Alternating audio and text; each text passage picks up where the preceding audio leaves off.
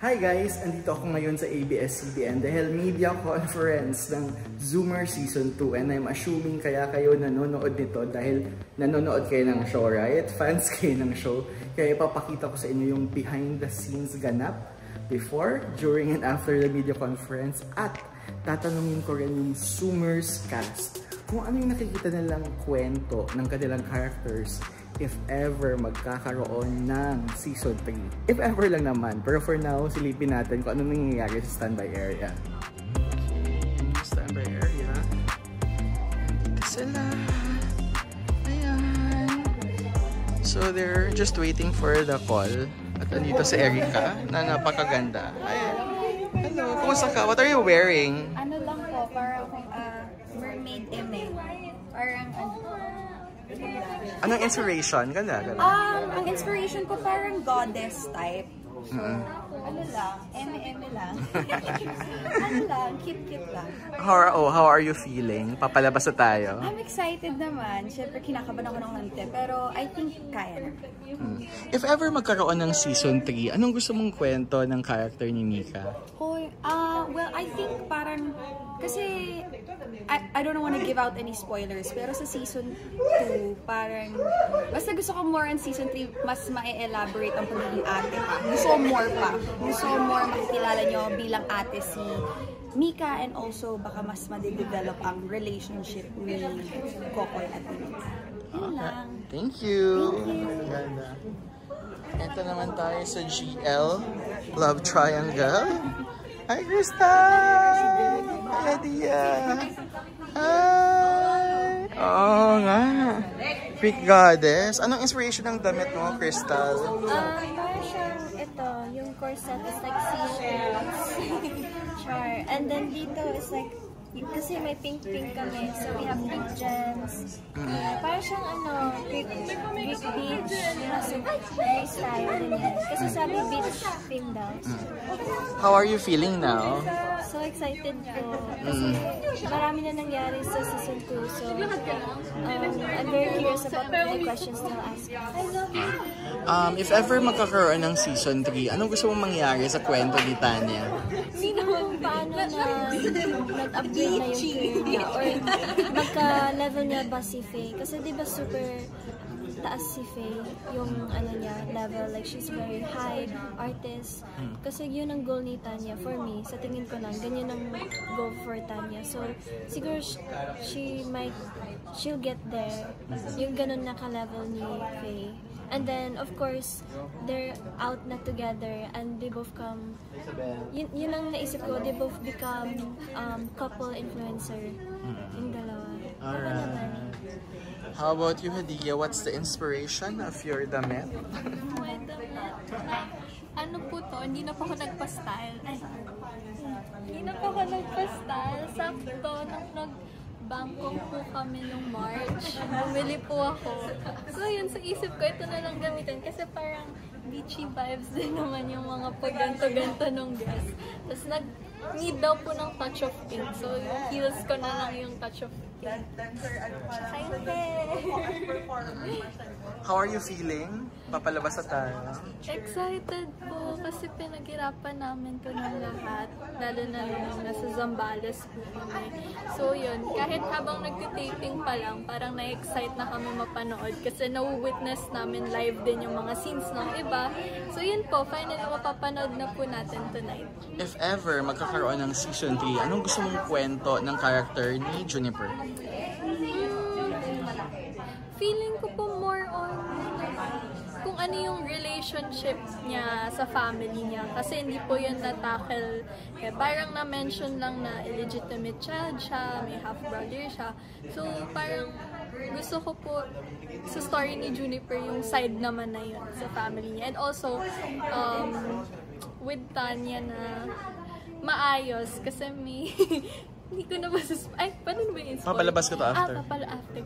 Ayun, yung kay Tanya, kasi nag-away kami, tapos yun nga po, parang walang closure, umalis na lang ako bigla nung scene na yun. So, ayun po, sana magkaayos kami ni Tanya kasi naging real naman yung feelings ni Juniper sa kanya, like kahit as a friend man lang. How about you, Kay? Anong inspiration ng iyong gumamela look? Inspiration for today's look direct is a Barbie tilapia caught in the net. Drag race ba ito? Yes. Drag race. The reveal is wala. Tsaka parang naging inspiration ko rin yung look ni Catherine Bernardo sa parang Korean Awards na pinuntahan niya with this car. Ito yung touch of pink ko. Okay, how are you feeling? Today, Direk, I'm very excited and nervous. Pero excited ako lalo na mapanood na ng mga tao yung Zoomer Season 2. Siyempre, ang tagal na natin naghintay for this. And wala, tsaka very refreshing yung atake this time kasi nga summer. And we all know that summer is the best season. So, spicy rin siya. If ever magkakaroon ng Season 3, anong gusto mong maging kwento ni Faye? For Season 3, yung kwento ni Faye, yung coming out story niya and also yung personal struggles niya, especially yung downside of fame, pati yung pressure with maintaining her business and her career. So that would be really interesting. Tsaka ayun nga, yung family dynamic niya din. So, and paano niya ihaharap, paano niya parang i-handle yung relationship niya with Tanya in the public eye. Thank you, Kay. Thank you, Direk. Hi, Isabel. How are you? Anong inspiration ng sexy look natin ngayong napaka-Diyosa? Actually, inspiration ko si Beth. Kasi medyo si Beth po. Medyo ganito talaga yung style niya. Very orange, tas white. And then, how are you feeling today? I'm feeling good po. I'm quite nervous kasi pero kaya naman. Bakit ka nervous? Medyo kabado po ako kasi ang dami ko pong ginawa since the past week. So, medyo puyat po ako and nag-drive. So, parang mas nag-a-add ng kaba yung stress na nararamdaman ko with my other stuff. Yeah, as an art gallery. Yes. Pero sa ngayon, bilang actor sa Zoomers, I'm very happy and excited. If ever may Season 3, anong gusto mong kwento ni Beth? Gusto ko mabigyan na siya ng happy heart. Okay, thank you, Isabel. Dito tayo. Andiyan yung mga Star Magic. Ito si Zach. Thirst trap boy. Pwedeng may interview. Sige, pa-thirst trap ka sa ano ko. Wait lang, I want to show everyone my outfit. Ito po yung summer outfit. Yeah, anong inspiration mo dyan? Summer, it's hot. Cactus. Cactus. Ito yung inspiration. How are you feeling? I'm excited. I'm actually scared to see the results. Parang, Bakit? I don't know. Hindi siya yung scared na, ay, baka it's gonna be bad or something. It's just, wala lang. It's just nervousness na I'll see everyone performing. I hope I don't see anyone mess up. If ever may Season 3 at babalik si Direk Martin, ipapalabas ko to after the show. So, anong gusto mong kwento ni Direk Martin? Gusto ko pa i-broaden yung backstory ni Direk Martin. So, hopefully, sa Season 3, they're gonna expand the backstory. Okay. Thank you, Zach. Bye, guys. Flex naman for my ano. Luis. Purple. Guys, purple ba yung shirt? Oo nga, purple ba ang ano sa'yo? Anong inspiration mo sa damit mo? Yung necklace mo, parang curious ako. Necklace ko po, St. Benedict. St. Benedict. As a good boy? As a good boy. Hindi naman ako si Dino ngayon, guys. So, pagbigyan niyo na ako mabait ako. How are you feeling? Ayun, blessed kasi Season 2 na. Saint Benedict. Bilang may St. Benedict? Bilang may Saint. Ayun, feeling blessed talaga kasi Season 2 to. Tapos, ayun, may isa na namang gagawin si Dino. Abangan nyo na lang. Actually, papalabas ko to after the series ends. So, if ever may Season 3, anong gusto mong kwento ni Dino?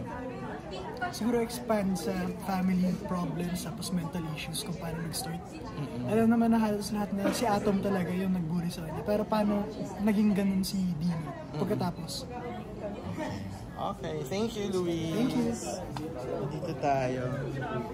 Hi, Ralph. Hi, Derek. Kamusta? Ano naman? Excited. Anong inspiration mo sa iyong damit ngayon? Wala, summer look. Actually, pag nag-beach ako, madalas din polo-polo, ganun, sando sa loob. Okay. Yes. Okay. Let's go. How are you feeling? Di ko pa napapanood yung episode 1 actually, na na-release na sa YouTube ng Super Kapamilya, di ba? So I really very excited. Ilang episodes yung papanood natin mamaya? 3. Tatlo? Okay. So, pa-build up pa lang yung intensity ng show sa first 3 episodes. Yung mga later, doon na ako. Basta, abangan nyo yan, Masaya. Actually, ipapalabas ko to after the series run. So, after na. Anong if ever may season 3, anong gusto mong kwento ni Atom? Ni Atom, okay. Kasi si Atom, as you watched already, natanggap siya sa States na mag-college. So siguro, hirap kasi nang bumalik na agad eh. Maybe after college, parang mahirap na after college. I'm not sure. So pupunta tayong States? Sa likod, pupunta ba tayong US? Yun ba ibig sabihin? Pwede. Kung may budget, mag-US tayo. Zoomers visit the States. Oh, diba? Zoomers goes to the US. Zoomers go to the US. Tapos biglang may bago na akong tropa doon. Tapos baka maiwan ko na silang left hanging the Zoomers. So, feel ko hindi naman. Maybe pwede. The usual love triangle. Baka. Kasi yung isa dyan, parang gusto magka-love triangle kasama si... Thank you, Ralph. Thank you, guys. Ikaw naman, Luke, kumusta ka? Anong inspiration ng iyong tattoo? Tattoo yung nakikita mo sa outfit. Pinterest po. Anong inspiration mo sa outfit? Anong inspiration sa outfit mo? Wala lang, gusto ko lang mag-polo at saka linen pants. Kasi yun naman laging sinusuot ko rin. Tsaka short, dapat nga short to eh, pero mas gusto ko lang mag-pants. Kasi feeling ko ako lang yung mag-short. Guys, yung original outfit nila talaga is magta-trunks lang talaga siya. Trunks tsaka chinelas. Actually, shy type kasi po. Shy type pero... Gusto ng press. Shy type pero may kulang na botones sa dibdib, no? Sige nga, pa-flex. Pa-explain nga ng tattoo na yan. Owl. Pero yan, ito lang, nakita ko lang siya sa... Ganda, may accessory pa siya direct. Oo nga eh, beach talaga. Kulang trunks na lang talaga. Pagdali ko pa Shopee yan. Yun lang naman. 30 lang yun. Excited na ako sa mangyayari mamaya. Sa mga tanong nila. Anong tanong? Anong tanong inabangan mo? Kahit ano to. Kahit ano.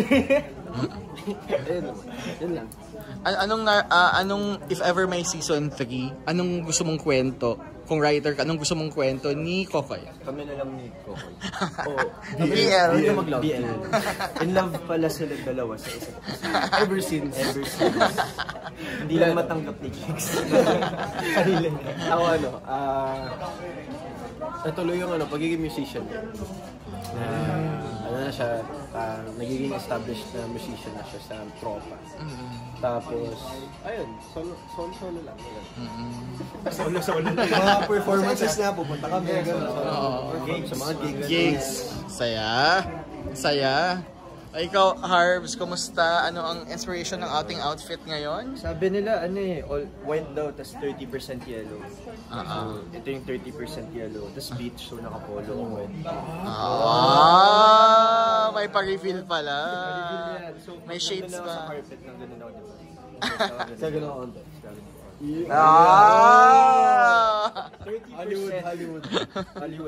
Hollywood. How are you feeling? Mapapanood na ng mga tao ang pinaghirapan mo? Excited ako. Medyo kinakabahan ako, of course. Pero very overwhelming nakikita kong support so far. Yung Billboard. EDSA. Oh my God! My God! Nakakagulat yung nagumastos pa sila. Magkalumalas. So syempre, given that, I don't want to disappoint. Diba? So hopefully magustuhan ng mga tao.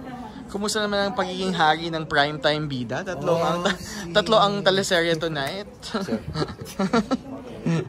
Tatlo guys. 3 straight shows. 3 straight. You're him. Hindi, syempre nakakataba ng puso. Reference. Para pakinggan mo ilang beses sasabihin ng mamaya. Reference. Kabado, syempre. Parang all in one go biglaan yung 3 shows in a row. Pero don't wanna disappoint, so sana okay naman yung performances ko doon. All 3 shows. One last, if ever may season 3 dahil sa suporta ng mga fans, anong gusto mong kwento ni Jigs? Gusto ko makita yung aftermath ng events ng episode 8. Of course, may syempre, di ko pa sasabihin, but something will happen to Jigs na I hope will... Actually, papalabas ko to after the show. After the show na. Okay, so, ma-rest si Jigs. Right? And, right?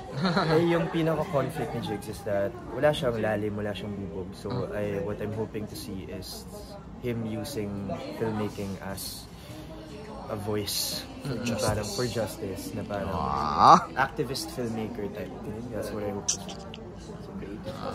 So creative. For the fans, I'm sure they also want to know kung ano yung nakita mong love story sa season 3. Honestly, gusto ko makita ng triangle. Triangle?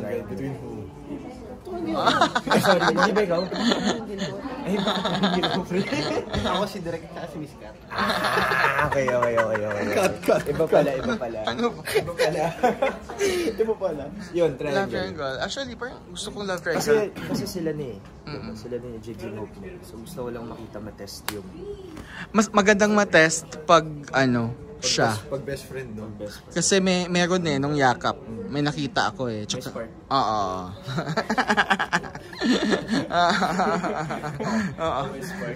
Mag-aaway mga fans. Okay, thank you, Harvey. Congrats again. Hi, Direk. Hi, Kreza. I'm so sure. Hello. How are you? Anong inspiration mo sa iyong sexy na damit? Sabrina Carpenter. Please. Kaya nga, di ba Kaya? Oo. Ganda. Sabrina Carpenter. Brunette Freck. Sabrina Carpentero. Nilalaro mo na ako. Hindi. Ay, ano to? May pagkain. Thank you po. Joke lang. Thank you so much. Thank you so much. So, how are you feeling now? Nakabahan na ako. Miss me tubig dyan. Hindi ko alam, kaya masahimik na ako. Direct kinakabahan ako. Hindi ko pa kasi napanood yung first episode. Kaya kinakabahan ako. Ikaw kasi napanood ko na. Diba, may screenshot tayo. Gusto ko kasi, direct. Oo nga. May super kapamilya nga, pero kasi ayoko maging madaya sa screening kasi later may screening kami. So, yun yung first time ko talaga siyang papanood. Ayoko naman na napanood ko na siya, tapos uulitin ko lang. You did good. Wala kang pag-alala, diba, Direk? Yung honest, direct. Oo. Ikaw una kong sabihin. Sa taping mo lang dapat. Kaya nga. Natural, be. Okay. Push mo talaga yan. Talaga yung white. Naramdaman kita. Wow! Hindi nga, direct.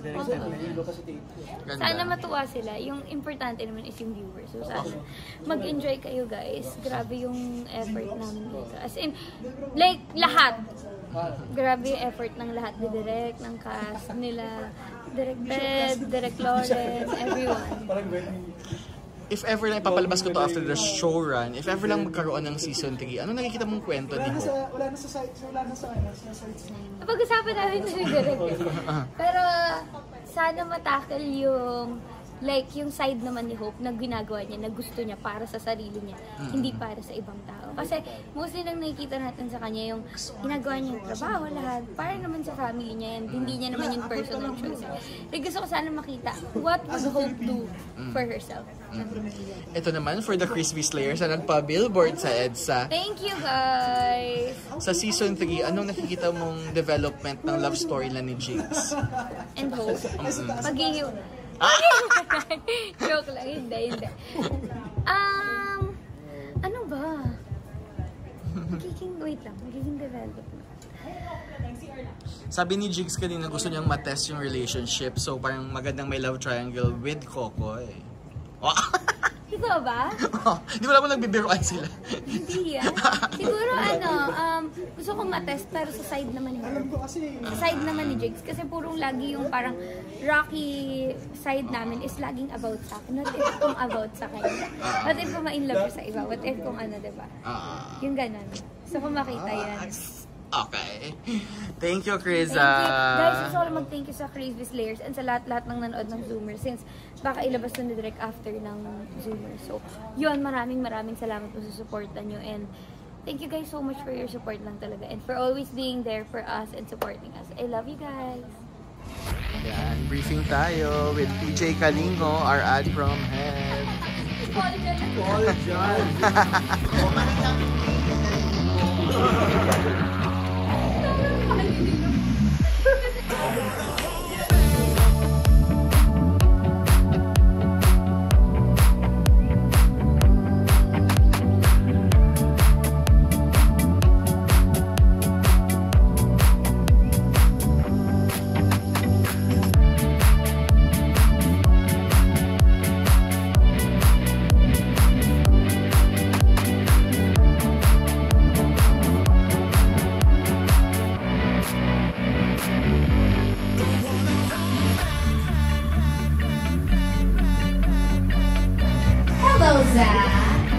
What's up? What's up? Loving the garments. Good afternoon. Please do meet our friends. How are you? Who you are today? Are you Juniper or are you Hadia? I'm Hadia today. You're Hadia today. Please do sign your poster.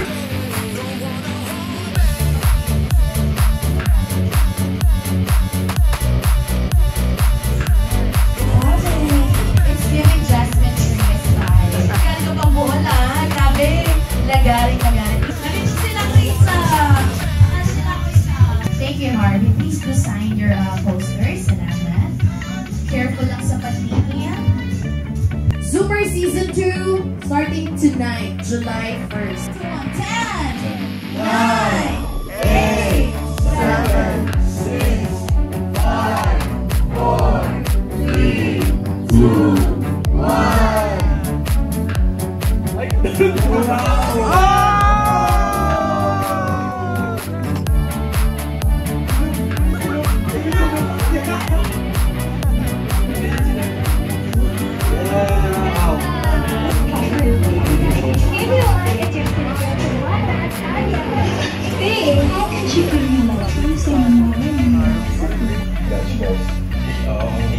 Hindi natin yung emotional support server natin, yung pandemic, wala na yun. Pwede tayo, so?